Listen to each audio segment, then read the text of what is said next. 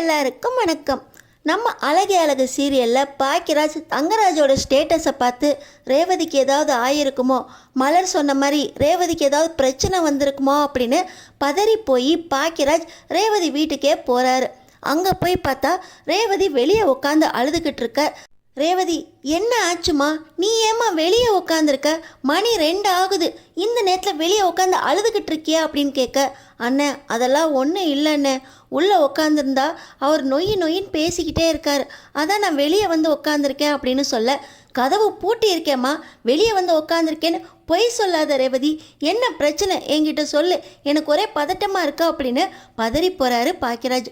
இவங்க 2 பேரும் பேசுகிற சவுண்டை கேட்டு தங்கராஜ் வெளியே வந்துடுறாரு. என்ன ஒரே சவுண்டாக இருக்குது அப்படின்னு சொல்லிக்கிட்டு இருக்கும்போதே பாக்கியராஜை பார்த்த உடனே, அதுக்குள்ளே உங்கள் அண்ணனை கால் பண்ணி வர வச்சிட்டியா அப்படின்னு தங்கராஜ் ரொம்ப கோவமாக ரேவதியை பார்த்து கேட்க, நம்ம ரேவதி, என் கையில் எங்கெங்க ஃபோன் இருக்குது, அண்ணனா வந்திருக்குங்க அப்படின்னு நம்ம ரேவதி சொல்ல, பெரிய பாசமலர் சிவாஜி சாவித்ரி, உங்கள் அண்ணன் பெரிய சிவாஜி, நீ பெரிய சாவித்ரி, நீ கஷ்டப்பட்டோன்னே உன்னை தேடி வந்துட்டானா அப்படின்னு தங்கராஜ் கிண்டல் பண்ணுறாரு. இந்த நேரத்தில் என் தங்கச்சியை எதுக்குங்க வெளியே தள்ளி நிறுத்தி வச்சுருக்கீங்க, எதாக இருந்தாலும் பேசி தீர்த்துக்கலாங்க, நீ உள்ளே வா ரேவதி அப்படின்னு பாக்கியராஜ் கூப்பிட்றாரு. நீ வெளியவே நில்லு அப்படின்னு தங்கராஜ் சொல்ல, அண்ணே நீ போண்ணே, நான் பார்த்துக்கிறேன் அண்ணே, நானாக தான் வெளியே வந்தேன்னு சொல்கிறேன்ல அப்படின்னு ரேவதி சொல்கிறாங்க. அவர் உள்ளே உன்னை வெளியே தள்ளி கதவை சாத்திட்டு உள்ளே உட்காந்துருக்காருமா, நீ பாட்டுக்கு வெளியே இருந்துக்கிட்டு நீயா தான் வந்தேன்னு சொல்கிற, என்ன பிரச்சனை சொல்லு ரேவதி அப்படின்னு சொல்ல, நான் என்ன அவளை வெளியே நிறுத்திட்டு இங்கேருந்து கதவை போட்டுட்டு வெளியே வா போயிட்டேன், நான் உள்ளே தானே இருந்தேன், இன்னும் என்ன உனக்கு பிரச்சனை அப்படின்னு தங்கராஜ் கேட்குறாரு. இப்படி வெளியே தள்ளி நிறுத்திட்டு உள்ளே இருக்கீங்களே, இது உங்களுக்கே நியாயமா? நீ நட ரேவதி, நம்ம வீட்டுக்கு போகலாம் அப்படின்னு பாக்கியராஜ் கூப்பிட்றாரு. இப்போ ரேவதி, அதெல்லாம் ஒரு பிரச்சனையும் இல்லைண்ணே, நான் உள்ளே போய்க்குவேன், நீ போனே அப்படின்னு ரேவதி பாக்கியராஜ் கூட வர மறுக்க, இப்போ தங்கராஜ் நீ உள்ளே வா ரேவதி அப்படின்னு சொல்லிட்டு உள்ளே போகிறாரு. இப்போ நம்ம ரேவதி தங்கராஜ் கூப்பிட்ட உடனே உள்ளே போகலாமா இல்லை பாக்கியராஜ் அண்ணனோட போகலாமா அப்படின்னு யோசிக்க, என்னதான் பிரச்சனை ரேவதி, என் கூட வா ரேவதி, நீ அவர் கூட போகாதா அப்படின்னு சொல்கிறாங்க.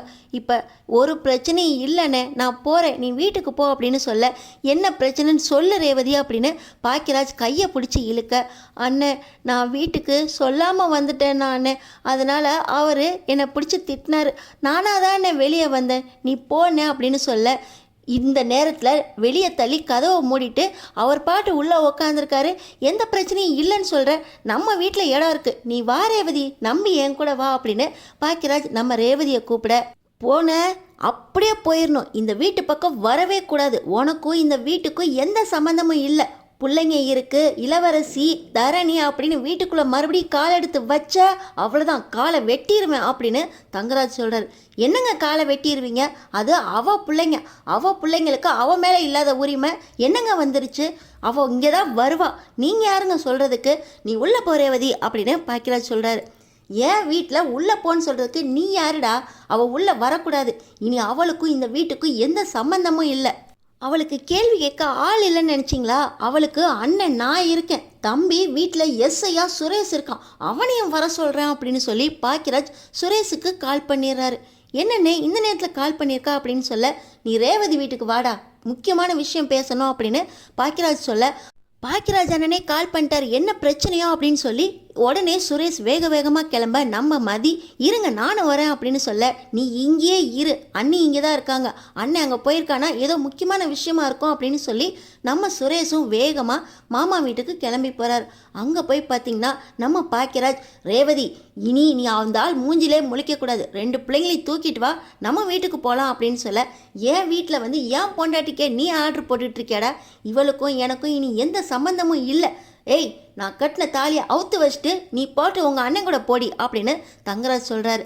இப்போ தாலியை கழட்டுற அளவுக்கு என்ன வந்துச்சு உங்களுக்கு, வெளியே தள்ளி கதவை மூடியிருக்கீங்க, நியாயம் கேட்க வந்தால் உனக்கும் இந்த வீட்டுக்கு எந்த சம்மந்தமும் இல்லை, பிள்ளைங்கன்னு வரக்கூடாது, காலடி எடுத்து வைக்கக்கூடாது அப்படின்னு அத்துமீறி பேசிக்கிட்டு இருக்கீங்க, என்னங்க பேச்சு இதெல்லாம், பொண்டாட்டியை நடத்துகிற விதமாங்க இது அப்படின்னு பாக்கியராஜ் பேசிக்கிட்டு இருக்கும்போதே சுரேஷும் வந்துடுறாரு. என்னென்ன பிரச்சனை உங்களுக்கு இப்போ அப்படின்னு சுரேஷ் கேட்க, உங்கள் மாமா நம்ம ரேவதியை வெளியே தள்ளி கதவை மூடிட்டு அவர் பாட்டு வீட்டுக்குள்ளே உட்காந்துருக்காருடா. மணி இப்போ என்ன ஆகுது? 3 மணிக்கு நம்ம ரேவதி ஒரு பொண்ணாக தனியாக வெளியே உட்காந்து அழுதுகிட்டு இருக்கா. என்னன்னு கேட்டால் தாலியை கழட்டி வச்சுட்டு இந்த வீட்டுக்கும் உனக்கும் எந்த சம்மந்தமும் இல்லை அப்படின்னு நீ வெளியே போ அப்படின்னு சொல்கிறாருடா உங்கள் மாமா அப்படின்னு பாக்கியராஜ் சொல்கிறார். மாமாவா அப்படி சொன்னார்? அப்படி என்னதான் பிரச்சனைக்கா அப்படின்னு கேட்க, ஒன்றும் இல்லை சுரேஷ், நான் நம்ம வீட்டுக்கு வந்தேன்ல, சொல்லாமல் வந்துட்டேன் அப்படின்னு நைட்டெல்லாம் என்னை வெளியே நிற்க வச்சிட்டாரு சுரேஷா அப்படின்னு ரேவதி சொல்ல, ஒரு பொண்ணு மேலே கூட உங்களுக்கு பரிதாபம் வரலையா மாமா? அப்படி என்ன மாமா உங்களுக்கு அவ்வளோ கோவம் அக்கா மேலே அப்படின்னு சுரேஷ் கேட்க, என்னடா நீ உங்கள் அக்கா பக்கம் சாயிற? இந்த வாழ்க்கை உங்கள் அக்காவுக்கு நான் போட்ட பிச்சை. ஏசி ரூம் என்ன, வாழ்கிறதுக்கு சுகமாக 3 வேளையும் சாப்பாடு, துணிமணி, நகை நட்டு எல்லாம் போட்டு கொடுத்தா எப்போ பார்த்தாலும் உங்கள் வீட்டில் வந்து உக்காந்துக்கிறா. ஏன் அண்ணே அப்படின்னு உங்கள் வீட்டு புராணம் பாடிக்கிட்டு இருக்கா. மலர் பெரிய இவ பர்த்டேக்கு என்கிட்ட சொல்லாமல் அவள் பாட்டு பொய்ய சொல்லிட்டு உன் வீட்டில் வந்து தையத்தக்கன்னு ஆடிக்கிட்டு இருக்கா. இதை கேட்டால் தப்பா? ஏன் பொண்டாட்டியை நான் வெளியே நிறுத்தி வச்சுருக்கேன், உங்கள் அண்ணனை வர சொல்லி இப்போ பாரு அவன் கூட கிளம்பிக்கிட்டு இருக்கா. அதுக்கு தான் சொன்னேன், அண்ணன் தங்கச்சியாக நீங்கள் சந்தோஷமாக இருங்க, தாலியை அவுத்து வச்சுட்டு போன்னு சொன்னேன் அப்படின்னு இப்போ தங்கராஜும் சொல்ல சுரேஷுக்கு கோவம் வந்துடுது. என்ன மாமா தாலியை அறுத்து வச்சுட்டு நீ பாட்டி கிளம்பி போன்னு சொல்கிறீங்க, கணவன் மனைவி உறவுங்கிறது உங்களுக்கு அவ்வளோ விளையாட்டா போச்சா அப்படின்னு சுரேஷ் வேகமாக அடிக்கிறதுக்கு வர, என்னடா போலீஸுங்கிற திமிரை காட்டுறியா, நான் யார் தெரியுமா அப்படின்னு தங்கராஜ் கேட்க, மாமா நீங்கள் யாராக வேணால் இருந்து போங்க, ஆனால் ஒரு பொண்ணுக்கு மரியாதை கொடுக்க தெரியல, எங்கள் அக்காவை வெளியே நிறுத்தி வச்சுருக்கீங்க, உங்களுக்குலாம் என்ன மரியாதை அப்படின்னு சுரேஷ் தன்னோட மாமாவையே முதல் முறையாக கையை ஓங்கி அடிக்க சுரேஷோட அடி தாங்க முடியாமல் கதவுல போய் விழுறாரு.